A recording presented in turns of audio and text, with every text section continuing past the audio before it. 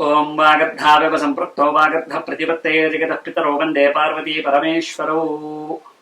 ప్రేక్షక మహాశయులకు నమస్కారం. మకర రాశికి ఈ నెల అంటే మే 1వ తారీఖు నుంచి మేషరాశి నుంచి వృషభ రాశిలోకి మారుతూ ఉన్నటువంటి గురుడు వల్ల కలిగేటువంటి లాభ నష్టాలు ఏంటి, ఈ సంవత్సరం అంతా కూడా ఎలా ఉండబోతోంది మకర రాశికి అనేటువంటిది పరిశీలించినట్లయితే, గురుబలం ఉందా లేదా అంటే తప్పకుండా గురుబలం ఈ సంవత్సరం ఉండబోతుంది. కిందటి సంవత్సరం వరకు కూడా అర్ధాష్టమ గురుడు వల్ల అనేక రకాలైనటువంటి ఇబ్బందులు పడ్డారు. ఈ సంవత్సరం పంచమ స్థానంలోకి మే 1వ తారీఖు నుంచి వచ్చేటువంటి గురుడు వల్ల అనేక లాభాలు జరగబోతూ ఉన్నాయి, అనేక శుభకార్యాలు జరగబోతూ ఉన్నాయి.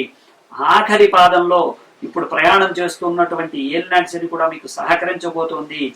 పంచమ స్థానంలో ఉన్నటువంటి గురుడు, అటు ద్వితీయ స్థానంలో ఉన్నటువంటి శని మంచి మంచి యోగదాయకమైనటువంటి కొన్ని ఇబ్బందులు తీరి మీకు మంచి ఫలితాలను కలగజేస్తూ ఉన్నాయి. ఏలినాటి శని చివరి భాగంలో ఉండటం చేత మీకు అనేక రకాలైనటువంటి యోగాలు కలగబోతూ ఉన్నాయి. దాంతోపాటు గురుబలం కూడా మీకు తోడవడం చేత అదృష్టం కలగబోతుంది. శుభకార్యాలు జరుగుతాయి, ఏదైనా ఆగిపోయిన పనులు జరుగుతాయి. ఇప్పటిదాకా మీరు పడినటువంటి అభాండాలకి మంచి మార్గం దొరకబోతూ ఉంది. అలాగే శత్రువులు మిత్రులు అవుతారు. అలాగే ఇంట్లో భార్యాభర్తల మధ్యలో వచ్చినటువంటి విభేదాలు కూడా తీరుతాయి. పూర్వం వెళ్ళిపోయినటువంటి ఏదైనా వ్యక్తులు కూడా తిరిగి వచ్చేటువంటి అవకాశాలు ఉన్నాయి. అలాగే ప్రేమ వివాహాలు అవడానికి అవకాశం ఉంది. అరేంజ్డ్ మ్యారేజ్లు కూడా బాగా జరుగుతాయి. ఏదైనా ఆగిపోయిన శుభకార్యాలు కూడా జరుగుతాయి. పోగొట్టుకున్నటువంటి సొమ్ము మళ్ళీ తిరిగి ఇంటికి వచ్చేటువంటి అవకాశాలు ఉన్నాయి. అలాగే అందరూ కూడా మిమ్మల్ని గుర్తించేటువంటి సమయం ఏర్పడబోతుంది. పంచమ స్థానంలో ఉన్నటువంటి గురుడు ప్రధానమైనటువంటి సమస్యలన్నిటినీ కూడా తీర్చబోతున్నాడు. ఆర్థికంగా, ఆరోగ్యపరంగా, ఇంకా ఏ విధంగానైనా సరే ఇంట్లోనూ బయట కూడా మీకు ఆనందకరమైనటువంటి జీవితాన్ని ఇవ్వబోతూ ఉన్నాడు. ప్రత్యేకించి మీకు అన్ని రకాలుగా కూడా అదృష్టం ఒకేసారి కలిసి వచ్చింది. కొన్ని రాశుల వాళ్ళకి ఏలినాటి శనం, అష్టమ శనం ఉంటూనే గురుబలం ఉండబోతుంది. గురుబలం ఒక్కటే ఉండడం వల్ల ఏలినాటి శనం, అష్టమ శనం లేకపోతే ఇంకో విధంగా ఉండటం చేతనో వాళ్ళకి కొంత 50-50 ఛాన్సెస్ ఉన్నాయి. కానీ మకర రాశికి ఈ సంవత్సరం అద్భుతమైనటువంటి యోగం అని చెప్పచ్చు. ఈ సంవత్సరం ఆగస్టు నుంచి డిసెంబర్ దాకా కొద్దిగా జాగ్రత్తగా ఉంటే మిగిలిన కాలం అంతా కూడా అద్భుతమైనటువంటి కాలం. కుజశనుల కలయిక వల్ల కలిగేటువంటి నష్టాలు చూడవలసిందే. దానివల్ల దేశారిష్టాలు కూడా జరగబోతూ ఉన్నాయి, అనారోగ్యాలు జరగబోతూ ఉన్నాయి, కరోనా లాంటి అద్భుతమైనటువంటి మళ్ళీ రోగాలు పుట్టబోతూ ఉన్నాయి. వీటన్నిటిలోనూ కూడా పడకుండా మీరు జాగ్రత్త పడుతూ వాటన్నిటినీ కూడా ప్రికాషన్స్ తీసుకుంటూ ముందుకు వెళ్లాల్సినటువంటి అవసరం ఏర్పడుతుంది. ఎంతైనా సరే మీరు కొంత జాగ్రత్తగా ఉంటూనే యోగాన్ని వినియోగించుకోండి. మీకు అద్భుతమైనటువంటి రాజయోగం ఇది. కాబట్టి గురు బలాన్ని మీరు సద్వినియోగపరుచుకుని మీలో ఉండేటువంటి శక్తిని, యుక్తిని, మీలో ఉండేటువంటి అనురక్తిని పెంచుకుని వాటన్నిటినీ కూడా మీరు మంచి జీవితం కోసం ఒక అడుగు ముందుకు వేయటానికి మంచి కాలము, కలిసి వచ్చేటువంటి కాలము అని చెబుతూ, మకర రాశి వాళ్ళు ఖచ్చితంగా నవగ్రహ పాశుపత రుద్రాభిషేకం చేయించుకోండి. దానివల్ల మీకు మేలు జరుగుతుంది. నవగ్రహ పాశుపత రుద్రాభిషేకం, ఇది గుర్తుపెట్టుకోండి. నవగ్రహ పాశుపత రుద్రాభిషేకం చేయించుకున్నట్లయితే మీకు సమస్త యోగాలు కూడా కలిసి వస్తాయి. దానివల్ల మీకు ఎలాంటి ఇబ్బందులు ఉండవు. ఉన్న ఇబ్బందులు తీరి మంచి మార్గంలోకి వెళ్ళగలుగుతారు. శుభం భూయాత్. జై శ్రీరామ్. ఓం వాగర్ధావివ సంపృక్తో వాగర్ధ ప్రతిపత్తయే జగతః పితరో వందే పార్వతీ పరమేశ్వరో. ప్రేక్షక మహాశయులకు నమస్కారం. మనం ఈ సంవత్సరం మే 1వ తారీఖు నుంచి గురుడు మేషరాశిలోంచి వృషభ రాశిలోకి ప్రవేశం జరుగుతుంది. దానివల్ల తులారాశికి కలిగేటువంటి లాభ నష్టాలు ఏ విధంగా ఉన్నాయో తెలుసుకోబోతున్నాం. తులారాశికి సాధారణంగా చాలా బలం ఎక్కువ, అంటే సంకల్ప బలం ఎక్కువ.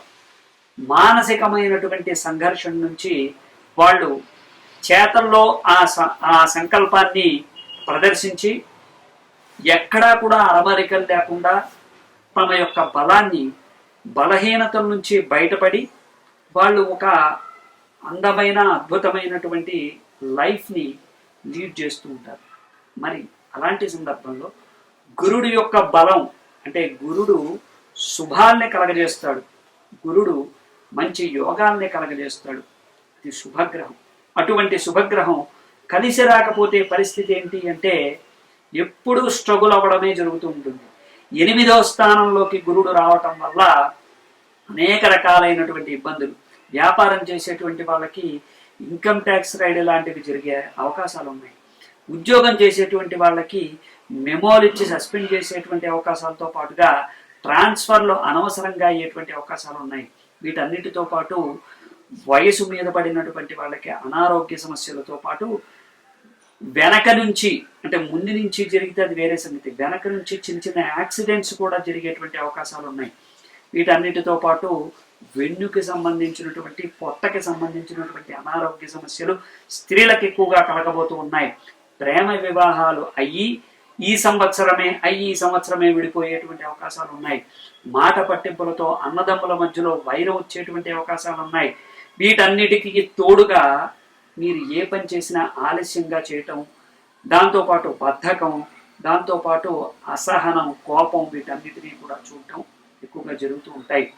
ఎన్ని శుభకార్యాల కోసం మీరు ఎంత తాపత్రయపడినా కానీ సంవత్సరం అయ్యేటువంటి అవకాశాలు 10 నుంచి 20% మాత్రమే ఉన్నాయి. ఆ 10-20%లో కొంతమందికి అవుతాయి, కొంతమందికి అవ్వవు. అంటే శుభకార్యాల విషయంలో ఆల్రెడీ ఫిక్స్ అయిపోయినటువంటి సందర్భాలు కాకుండా ఈ సంవత్సరమే మీరు అనుకుని ఈ సంవత్సరమే చేయటం అనేటువంటిది అసంభవం. కాబట్టి కొద్దిగా మానసికమైనటువంటి సంఘర్షణ పడుతూనే, శారీరక శ్రమ పడుతూనే ఈ సంవత్సరం లీడ్ చేయాల్సినటువంటి భారమైనటువంటి ఒక పరిస్థితులు ఏర్పడబోతూ ఉన్నాయి. చాలా జాగ్రత్తగా ఉండాలి. 6వ స్థానంలో రాహు, 8వ స్థానంలో గురుడు, అలాగే మీకు 5వ స్థానంలో కుజశనులు కూడా కలవబోతున్నారు. తులారాశికి ప్రధానంగా అన్ని గజిబిజిగా ఉండేటువంటి ఇబ్బందులు కలగబోతూ ఉన్నాయి. ఆగస్టు నుంచి డిసెంబర్ దాకా చాలా జాగ్రత్తగా ఉండవలసినటువంటి సమయం. కాబట్టి ప్రధానంగా నవగ్రహ పాశుపత రుద్రాభిషేకం చేయించుకున్నట్లయితే మీకు అద్భుతమైనటువంటి యోగాలు కలుగుతాయి. రాజకీయ నాయకులకే అస్సలు విలువ లేకుండా పోతుంది. వీటన్నిటితో పాటు క్రీడారంగంలోనూ కళారంగంలోనూ ఉన్నటువంటి వాళ్ళకి యోగదాయకంగా ఉన్నప్పటికీ మధ్యస్థమైనటువంటి ఫలితాలు కలిగేటువంటి అవకాశాలు ఉన్నాయి. విద్యార్థులకి మంచి యోగాలే ఉన్నప్పటికీ ఈ సంవత్సరం మళ్ళీ కొత్త సంవత్సరంలో ప్రారంభించేటువంటి విద్యా సంవత్సరం అంతా కూడా కాస్త దృష్టి పెట్టి 100కి 200% దానిపైన, అంటే 10th క్లాస్ రాసేటువంటి వాళ్ళు, లేకపోతే IIT రాసేటువంటి వాళ్ళు, లేకపోతే ఎంసెట్ రాసేటువంటి విద్యార్థులు, లేకపోతే ఏదైనా స్పెషల్ కోర్స్ చేసేటువంటి విద్యార్థులు, IAS లాంటి వాటికి ప్రిపేర్ అయ్యేటువంటి వాళ్ళు, తులారాశి వాళ్ళు చాలా జాగ్రత్తగా ఉండాలి. ప్రభుత్వ రంగంలో ఉద్యోగం కోసం ప్రయత్నించేటువంటి వాళ్ళకి పనులు అయితే అవుతాయి, కానీ ఎలాంటి ఇబ్బందులు లేకుండా అయితే సజావుగా సాగడం కష్టం. ఉద్యోగం అయితే వస్తుంది, కానీ వాటిలో మీరు పడినటువంటి కష్టము, స్ట్రగుల్స్కి సరైనటువంటి సమాధానం రావాలంటే కొంత టైం పడుతుంది. అప్పుల మీద అప్పులు చేయటం, మానసికమైనటువంటి ఆందోళనకి గురి కావటం, ఇలాంటివన్నీ కూడా ఎక్కువగా జరుగుతూ ఉంటాయి.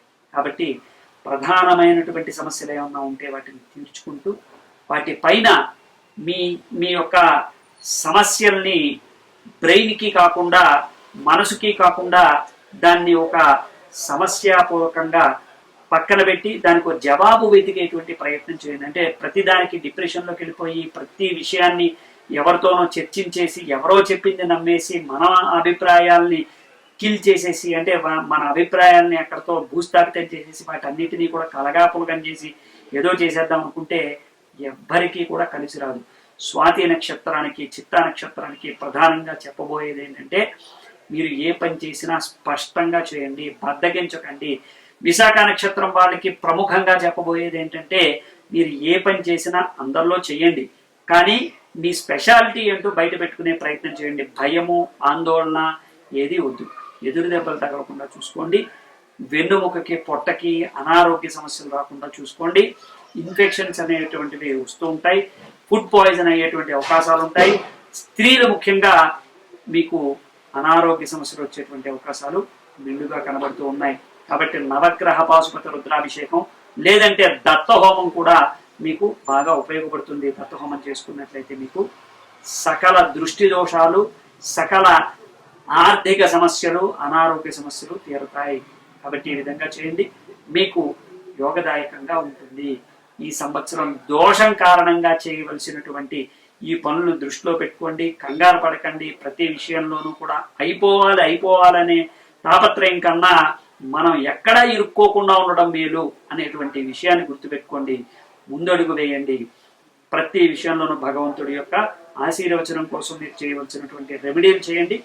శుభం భూయాత్. జై శ్రీరామ్.